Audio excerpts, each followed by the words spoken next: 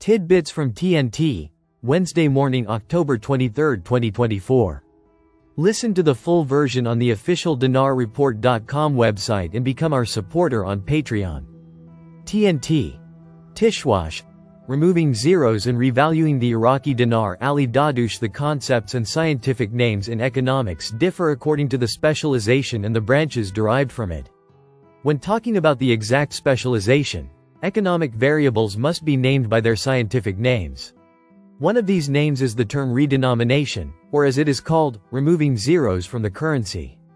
Countries usually resort to it to address rampant inflation and the decline in the value of the local currency, as the old currency is replaced with a new currency at a fixed price by removing at least 3 zeros from the old currency.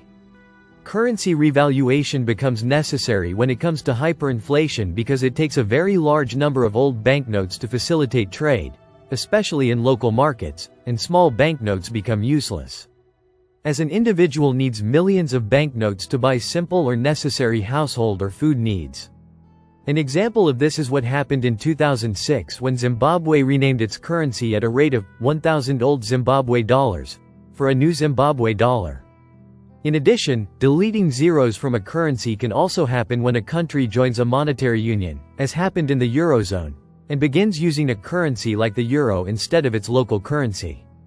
When the euro was introduced in 1999, member states first used the new currency for electronic payments and accounting, then switched from their local banknotes and coins to the euro in 2002. There are several reasons behind renaming the currency, removing zeros, and they can be summarized as controlling inflation, facilitating trade in the economy, political factors such as a change in government. For example, in addition to technical considerations such as updating financial systems, which are usually part of a larger project to update the country's financial systems, such as converting to new digital systems for dealing with the currency. From what has been mentioned, we find that deleting zeros is not carried out randomly, but rather is implemented after a comprehensive study of the economy and the challenges it faces. And it must be accompanied by other economic and financial measures to protect the economy from financial fluctuations. Therefore, renaming the currency is a complex decision that requires a comprehensive study of the economy and politics in the country. And it must be implemented while minimizing the potential negative effects on the economy and citizens. Tishwash. 3 obstacles to Iraq's accession to BRICS. Professor of International Economics, Nawar al-Saadi, revealed today, Tuesday, October 22, 2024, the reasons for Iraq not joining the BRICS group. Al-Saadi told Baghdad today, Iraq has not joined the BRICS group yet for several reasons related to the current economic and political situation, in addition to the fact that Iraq does not meet the conditions for joining, the most prominent of which is that it be among the major economies in the region. However, Iraq's economy is primarily rentier and depends solely on oil exports as a primary source of income, which makes its economy less diversified compared to the group's founding countries such as China and India. He added, the second important question is that Iraq should have absolute financial sovereignty over its economy. And not as it is now, where it is subject to the rules and conditions of the U.S. Federal Reserve in granting financial shares.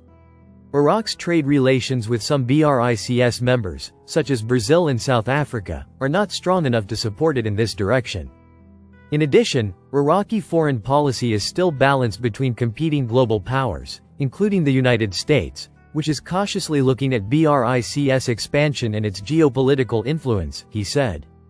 Noting that, in the future, these dynamics may change, especially if economic diversification is enhanced, internal political stability is achieved, and absolute financial sovereignty is achieved. He noted that, if Iraq joins, it may benefit from expanding opportunities for economic cooperation with countries such as China and Russia, including investments in infrastructure and non-oil sectors, which may help reduce dependence on oil and diversify sources of income. The professor of international economics concluded his statement by pointing out that there are some potential harms to Iraq joining BRICS and entering a bloc that challenges Western hegemony, especially the United States, which may lead to diplomatic or economic tensions with the West, which negatively affects Iraq's current trade and political relations with Western countries. Also, dealing with some of the founding countries of BRICS, such as Russia, which faces international sanctions, may put Iraq in sensitive positions on the international scene. BRICS is a group of 9 countries: Saudi Arabia, Russia, China, South Africa, India, Brazil, the UAE, Iran and Egypt. The number of members of the bloc, which focuses on economics before politics, has increased and seeks to break Western hegemony over the international system. But many factors make this a long and thorny path, according to experts. Russia, the group's founding state and embroiled in a brutal war with Ukraine, is hosting more than 20 leaders at the annual summit, setting an ambitious agenda, most notably, de-dollarization and alternative financial mechanisms. Tishwash report. Iraq has concluded an important agreement that consolidates its strategic role and international status. A Western website reported that Iraq has concluded an important agreement to enhance its position in regional trade, noting that it consolidates its strategic role as a transit center and supports the vision of expanding non-oil sectors. The RO website stated in a report translated by Mill that Iraq, after joining the International Road Transport Agreement, is now ready to strengthen its position in regional trade after signing an important customs agreement. He added, the Republic of Iraq has achieved a major milestone by signing the Guarantee Agreement between the General Authority of Customs and the National Association for International Land Transport, indicating that this agreement paves the way for the implementation of the United Nations system for international land transport in Iraq.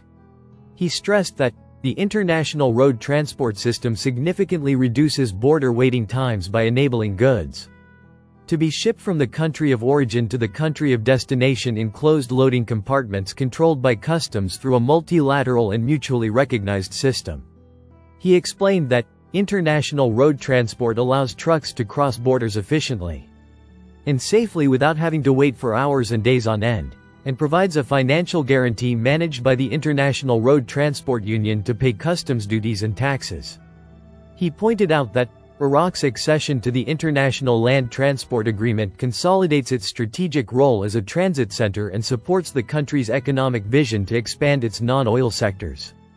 The TIR system, globally recognized for its 75 years of high safety standards and efficiency, is rapidly expanding in the Middle East, from Oman and the UAE to Saudi Arabia and, most recently, Qatar, where TIR is already reducing border crossing times by up to 92% and costs by 50% while boosting trade in the region, he explained.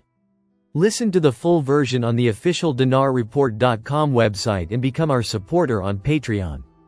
Source: Dinar Recaps.